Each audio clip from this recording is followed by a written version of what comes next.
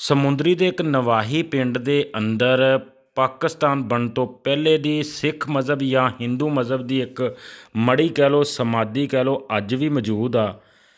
Video ਸ਼ੁਰੂ ਕਰਨ ਤੋਂ ਪਹਿਲੇ ਸਮੁੰਦਰੀ ਵਲੌਗਰ ਦੀ ਤਮਾਮ ਫੈਮਿਲੀ, ਮੇਰੇ ਭੈਣ ਭਰਾ ਜਿਹੜੇ ਮੈਨੂੰ ਦੇਖਦੇ ਆ, ਉਹਨਾਂ ਅੱਗੇ ਇੱਕ ਗੁਜ਼ਾਰਿਸ਼ ਆ ਕਿ ਇਸ ਫੇਸਬੁੱਕ ਦੀ ਤਰਫੋਂ ਇੱਕ ਚੈਲੰਜ ਆ ਕਿ ਇਸ ਵੀਡੀਓ 'ਤੇ ਅਗਰ 10,000 ਕਮੈਂਟ ਹੋਏ ਤਾਂ ਚੈਨਲ ਗਰੋ ਕਰੇਗਾ। ਅਤੇ ਭਰਾਵਾਂ ਦੀ, ਭੈਣਾਂ ਦੀ ਸਪੋਰਟ ਦੀ ਲੋੜ ਆ।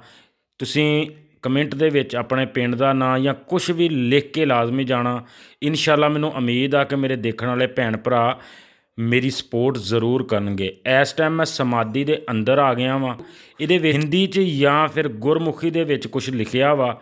ਅਗਰ ਚੜ੍ਹਦੇ ਪੰਜਾਬ ਤੋਂ ਮੇਰੇ ਵੀਰ ਭੈਣ ਭਰਾ ਕੋਈ ਦੇਖਦੇ ਆ ਤਾਂ ਲਾਜ਼ਮੀ ਦੱਸਿਓ ਕਿ ਹਿੰਦੀ ਦੇ ਵਿੱਚ ਜਾਂ ਗੁਰਮੁਖੀ 'ਚ ਕੀ ਲਿਖਿਆ ਵਾ। ਅੱਜ ਵੀ ਚੜ੍ਹਦੇ ਪੰਜਾਬ ਦੀ ਮੁਹੱਬਤ ਲਹਿੰਦੇ ਪੰਜਾਬ ਦੇ ਦਿਲਾਂ ਦੇ ਵਿੱਚ ਵੱਸਦੀ ਆ।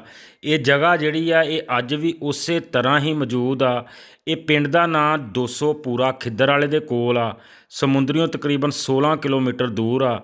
ਅਤੇ ਤੁਹਾਨੂੰ ਬਾਹਰ ਜਾ ਕੇ ਵੀ ਮੈਂ ਦਿਖਾਉਂਦਾ ਵਾਂ ਕਿ ਇਹ ਸਮਾਧੀ, ਜਦੋਂ ਮੈਂ ਇਸ ਮੁਤਲਕਾ ਬਜ਼ੁਰਗਾਂ ਕੋਲ ਪੁੱਛਿਆ ਤਾਂ ਉਹਨਾਂ ਨੇ ਕਿਹਾ ਇੱਕ ਬਜ਼ੁਰਗ ਇਸ ਸਮਾਧੀ 'ਚ ਰਹਿੰਦੇ ਹੁੰਦੇ ਸੀ ਅਤੇ ਬਾਹਰਲੀ ਸਾਈਡ 'ਤੇ ਜਿੰਨਾ ਵੀ ਜਗ੍ਹਾ ਖਾਲੀ ਛੱਡੀ ਆ, ਇਸ ਜਗ੍ਹਾ ਦੇ ਵਿੱਚ ਲੰਗਰ ਤਕਸੀਮ ਕਰਦੇ ਸੀ। ਅਤੇ ਉਸ ਬਜ਼ੁਰਗਾਂ ਦੇ ਹੱਥ ਦਾ ਲੱਗਿਆ ਇੱਕ ਦਰਖਤ ਵੀ ਇੱਥੇ ਮੌਜੂਦ ਆ।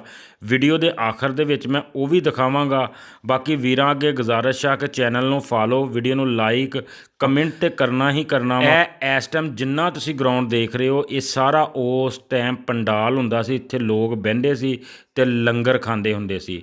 ਉਹ ਸਾਹਮਣੇ ਜਿਹੜਾ ਬੋਰਡ ਦਾ ਦਰਖਤ ਤੁਹਾਨੂੰ ਨਜ਼ਰ ਆ ਰਿਹਾ, ਇਹ ਵੀ ਉਸ ਬਜ਼ੁਰਗਾਂ ਦੇ ਹੱਥਾਂ ਦਾ ਲੱਗਾ ਹੋਇਆ ਵਾ। ਆਪਣਾ ਖਿਆਲ ਰੱਖਿਓ। ਮਿਲਦੇ ਹਾਂ ਕਿਸੇ ਅਗਲੀ ਵੀਡੀਓ 'ਚ। ਅੱਲਾ।